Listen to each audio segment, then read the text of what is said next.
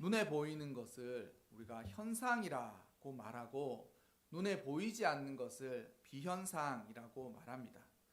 비현상이라는 것이 시각적으로 눈으로 보이지 않는다는 특성 때문에 그것이 있는가 없는가라는 의문이 들 수 있는 것이 많고, 존재하는 현상만을 사실이다, 그것만이 전부다라고 믿는 어리석음도 경계해야 합니다. 이런 현상과 비현상의 관계가 믿음과 기도에도 그대로 적용됩니다. 믿음과 기도라는 것이 둘 다 비현상이라고 말할 수 있어서 사람들의 눈에는 눈에 보이는 현상보다 등한시, 도외시 되는 것이 사실이죠. 새해가 되고 많은 사람들이 새해의 소망 가운데 전 인류의 소원이 아마도 마스크를 벗고 코로나의 공포와 두려움에서 벗어나고 싶다라는 것일 것입니다. 하지만 단지 그것이 소원과 바람일 뿐이지, 백신이 나오고 치료제가 나왔다고 하지만 여전히 불확실성이 존재하고 우리의 생각처럼 삶이 변화되고 달라질 수 있을 것이다 라고 그게 실현되는 데에는 어려움이 있을 것입니다. 과연 이런 시대와 상황에서 새해를 열어가면서 어떤 힘과 능력으로 이것을 극복하고 이겨낼 수 있을까라고 고민하는 모든 여러분들과 함께 오늘 말씀으로 은혜를 나누고자 합니다. 한 아이가 있었습니다. 성경에 그 아이에 대한 배경과 사정을 구체적으로 언급하고 있지 않지만 그 아이가 귀신 들리기 이전이었던 상황에 대해서 추측할 수 있는 것들을 몇 가지 제공하고 있는데, 그것은 그 아이가 귀신 들리기 이전의 상황을 거꾸로 추측해 보는 것입니다. 그 이전에 어땠는지는 모르겠지만 그 아이가 귀신 들리고 난 이후에 귀신이 그 아버지의 아들인 그 아이의 영혼을 장악하고 육체를 관장하면서 멀쩡하던 아들이 말을 하지 못하고 말을 듣지 못하는, 갑자기 언어 장애가 생긴 거죠. 언어 장애가. 말을 하지도 못하고 듣지도 못하는 그런 상황이 되고, 거기서 그냥 멈추는 것이 아니라 산발적으로 이 아이가, 그 아이의 영혼이 귀신에 의해서 육체와 영혼이 장악되면 가끔씩 거꾸러져서 거품을 흘리고 이를 갈면서 파리해져 가는 것입니다. 마치 죽어가기 직전의 그런 모습으로 거품을 물고 이를 갈면서 우리가 흔히 간질 증세와도 같은 모습으로 죽기 일보 직전까지 갔다가 오는 그런 일들이 종종 산발적으로 생기긴 했습니다. 게다가 그러한 산발적으로 생기는 일들이 마치 이게 어떻게 끝이 날 것인가 라고 생각한다면, 그 아이가 이 귀신에 의해서 육체와 영혼이 지배당하면서 죽으려고 물과 불에 뛰어드는 그런 일들이 있었다는 것이죠. 사람들이 말리고 사람들이 제지하고 그 아이를 붙잡고 했지만 그 아이는 자기의 목숨을 자해하는 것처럼 물에 뛰어들고 불이 있는 곳에 뛰어들어서 죽으려고 하는 모습을 가지고 있었던 것입니다.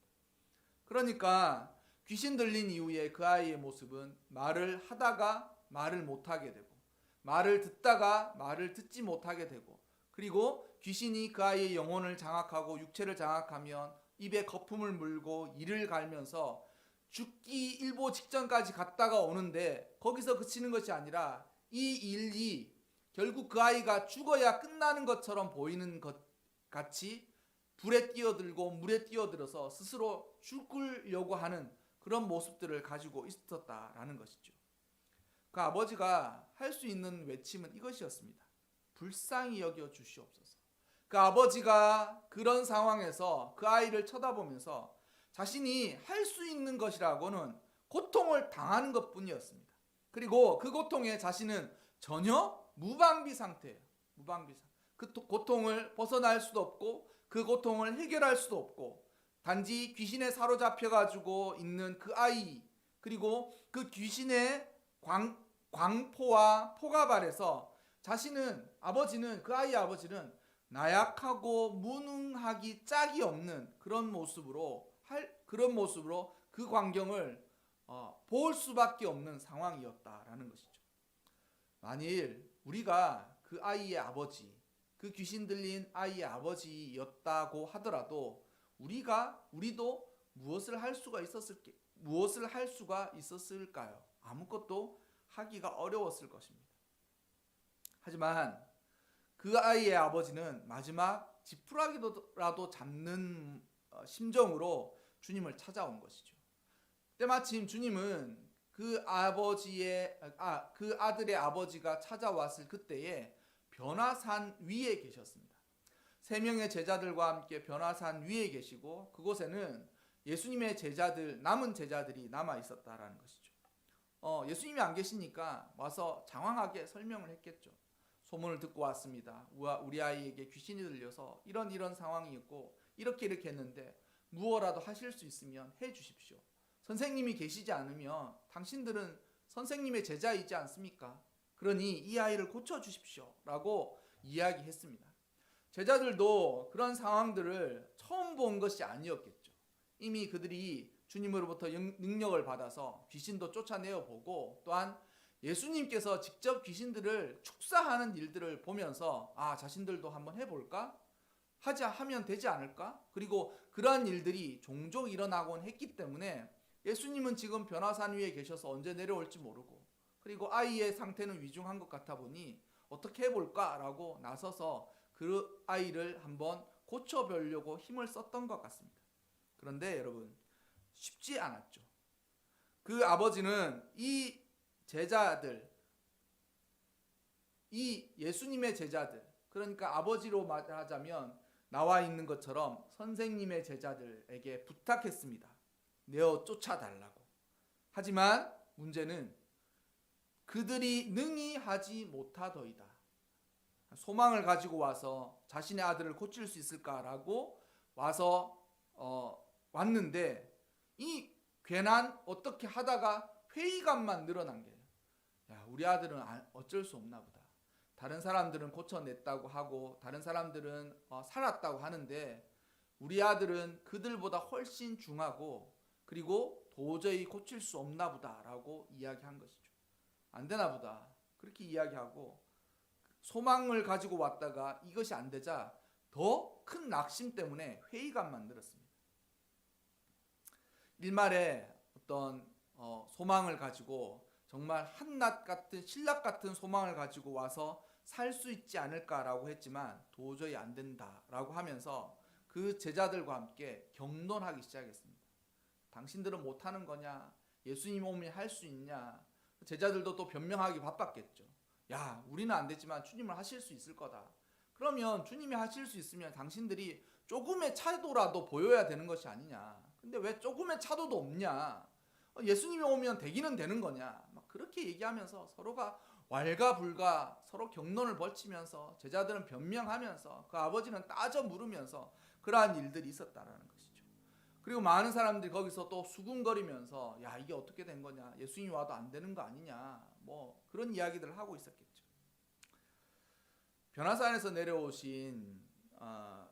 변화산에서 예수님은 제자들과 함께 하나님의 영광을 몸소 체험하고 하나님의 영광을 제자들에게 보여주셔서 앞으로 하나님께서 예수님으로 인하여서 영광스럽게 될 그 일들을 보고 왔지만 그것은 변화산 위에서 일어난 일이고 변화산에서 내려와서 그 땅 아래 내려오자 어떤 일이 있었냐면 귀신 들린 아들 그리고 그 귀신 들린 아들을 데리고 온 아버지 그리고 그 아버지가 제자들과 함께 궁색한 변명과 변론을 하면서 난리를 치고 있는 모습들이 그 앞에 쫙 펼쳐져 있는 것이죠. 변화산 위에서와 변화산 아래서의 상황이 이렇게 천냥지차 천차만별 하늘과 땅 차이인 것입니다. 그러니까 예수님이 마침 그때 오니까 얼마나 양쪽 다 예수님에게 할 말이 많았겠습니까? 제자들은 궁색한 모습으로 예수님한테 했는데 이게 되지 않습니다.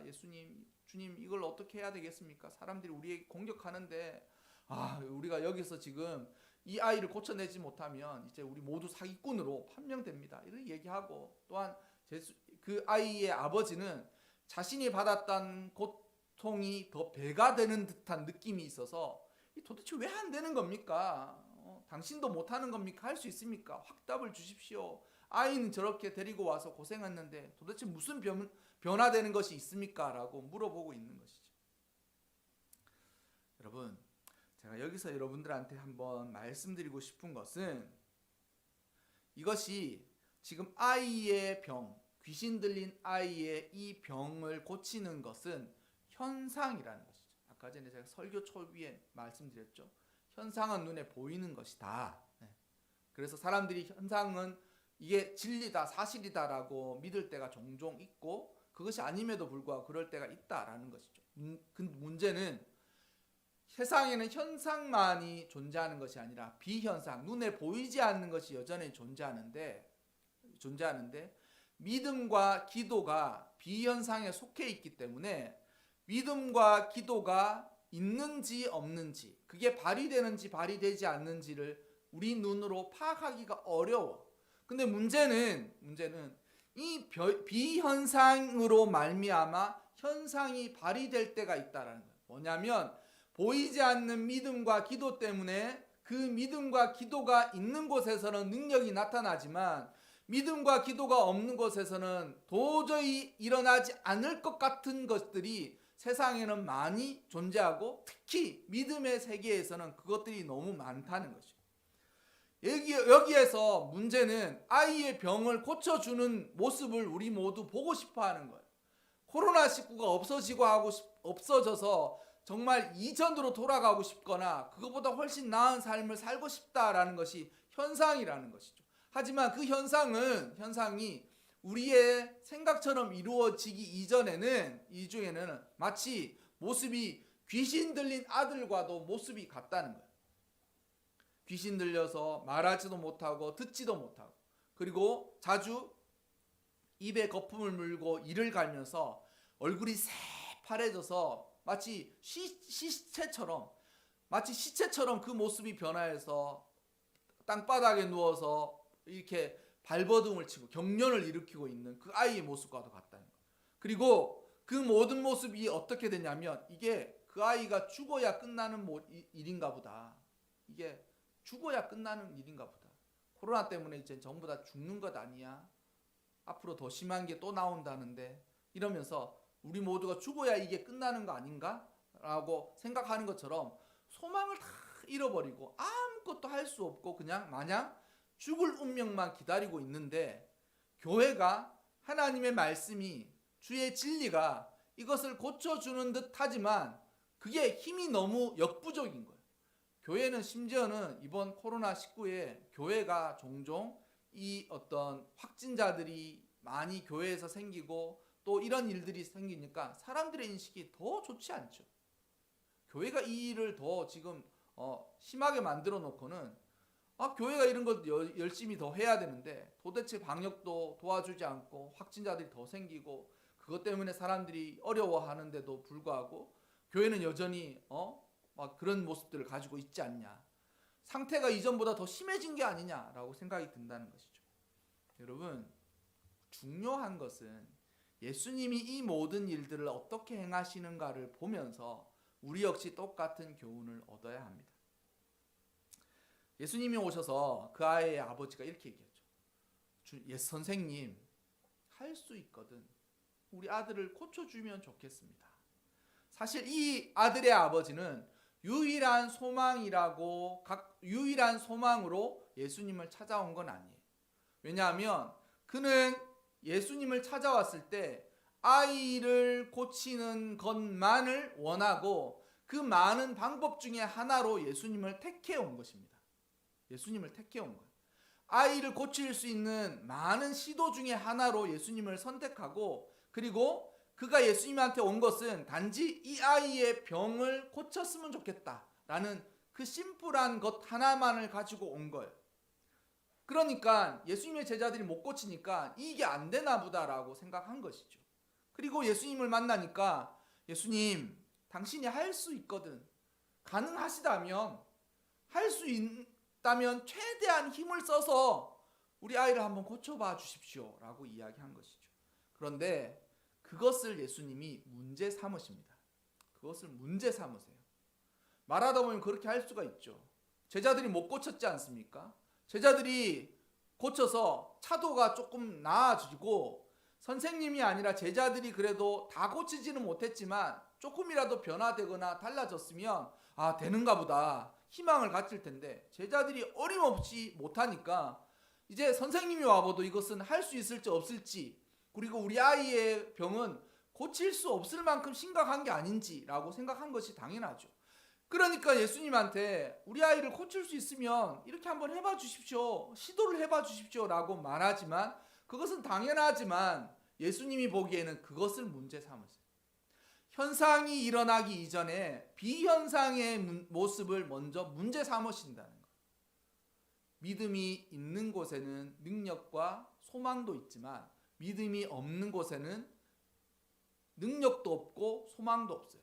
믿음이 없으니까 기도하지 않고, 기도하지 않으니까 일이 일어나지 않아. 그리고 모든 일에는 간절한 기도와 간절한 기도를 일으키게 하는 간절한 염원인 믿음이 항상 순차적으로 선행되는 것입니다. 근데 우리는 항상 현상에만 주목해. 병을 고쳤으면 좋겠다, 나았으면 좋겠다, 어떤 일이 일어났으면 좋겠다, 믿음의 정말 능력이 할 수 있다면 정말 기도해서 코로나19가 없어졌으면 좋겠다, 그리고 우리의 형편과 사정이 나아졌으면 좋겠다라고 그 현상만 주목하지 그 현상이 어떻게 일어난지에 대해서는 사람들이 생각이 없죠. 근데 예수님께서는 그것을 먼저 지적하신 거죠. 믿음, 너는 믿음이 없이 여기 와 있는 거야. 그리고 내가 너의 아이를 고쳐주어도 만약 귀신이 다시 와서 그 아이의 영혼을 잠식하고 나면 그때 일시적으로 좋아졌지만 결국 우리 아들은 죽을 수밖에 없는 운명이고, 귀신의 능력에, 힘과 능력에 비해서는 우리는 도저히 믿음으로 이것을 이겨낼 수 없구나 라고 낙심하고 절망하는 것으로 끝나는 것이다 라고 말씀하신 것이죠. 예수님이 정확하게 보셨죠. 그 사람의 내면에 어떤 마음이 있는지를 정확하게 보신 것입니다. 여러분, 믿음이 없이는 아무것도 할 수 없습니다. 그리고 믿음이 없이는 참된 기도를 할 수가 없어요. 그리고 참된 기도가 없이는 삶이 변화되거나 달라질 일은 절대 없습니다. 여러분, 믿음과 기도가 그래서 필요한 것입니다. 예수님이 간단하게 고치시죠. 귀신을 명하시면 귀신 나가시냐고. 예수님이 명하시면 나가시는 것이죠. 그를 어떻게 붙들고 누워라, 이렇게 해라 처방하신 게 아니에요. 명하시면 귀신이 나가는 거예요. 명하시면 귀신이 나가는 거예요.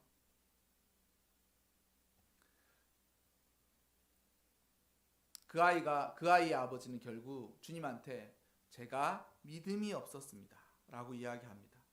내가 믿나이다, 나의 믿음 없는 것을 도와주소서. 그게 바로 주목하는 비현상이에요.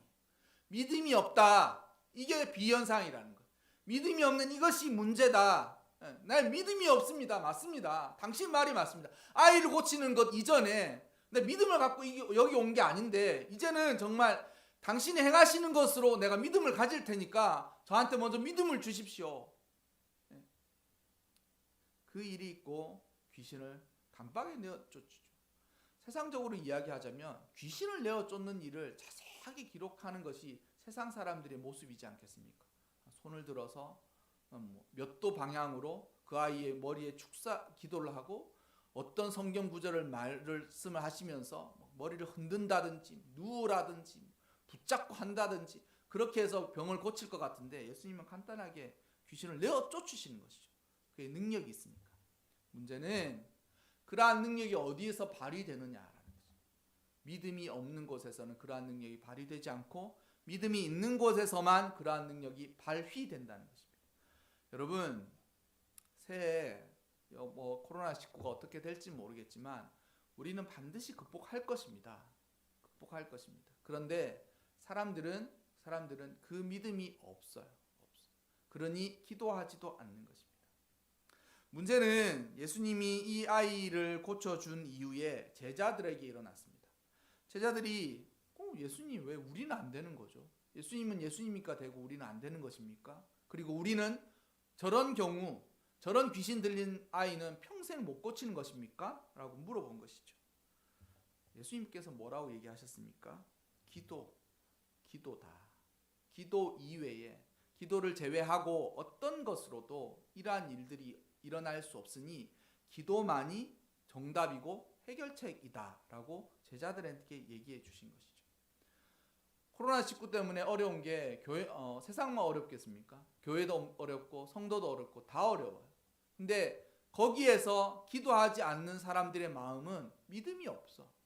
믿음이 없는 거예요. 우리가 그 믿음이 없는 거예요. 좋아지는 현상을 보고 갖는 기도, 좋아지는 현상을 보면서 하는 기도와 믿음은 현상이 사라지고 나면 기도도 그치고 믿음도 사라지는 거예요. 그러니 아무것도 보이지 않는 깜깜한 터널 같은 곳에서 무엇부터 가져야 되냐면 스스로 주님, 내가 주님을 믿고 의지합니다 라는 그 믿음을 하나 반듯하게 세워야 돼. 그리고 그 믿음을 세운 이후에 그곳에서 무릎을 꿇는 것입니다. 무릎을 꿇는 것. 주님과 친밀한 교제 안에서 주님과 경건한 삶을 사는 것이 기도이지 않습니까? 물론 실제적으로도 기도를 해야 되죠. 그리고 또한 주님과의 좋은 관계 아래서 그러한 삶을 사는 것이 필요한 거예요. 근데 왜 그렇지 못하게 사느냐? 마치 신앙이 다 흔들리고 세상이 없는 것처럼 느껴지느냐? 믿음도 없고 따라서 믿음이 없어지고 난 이후에 하나님과의 관계 속에서 친밀한 교제를 쌓는 기도도 그쳤기 때문에 더 이상 능력이 발휘되지 않는다는 것입니다. 새해에 여러분들과 함께 살아가는 힘과 능력으로 저는 믿음과 기도, 특히 이 기도를 여러분들한테 추천드리고 싶습니다. 기도해야 합니다. 믿음이 없을 때 믿음을 부여잡고 하는 그 기도가 필요한 것이. 마냥 시간만 간다고 세상이 좋아지거나 달라지지 않을 것입니다. 상황이 나아지지 않을 것입니다.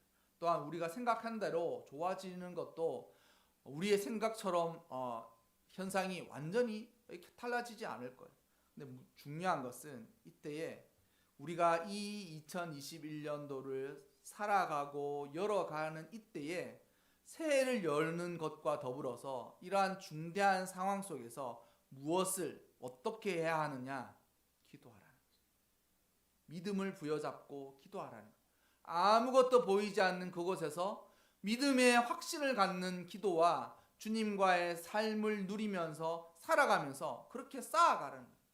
주님과 더불어서 살고 주님과 더불어서 기도하면서 기도하듯이 살고 또한 살면서 기도하고 그러한 일들을 하는 것이 결국 쌓이고 그 관계가 두터워지고 그것이 확고해지면 하나님의 놀라운 일들이 우리에게 일어날 것입니다. 여러분, 새해를 여는 이 마음을 가지고 기도하시기 바랍니다.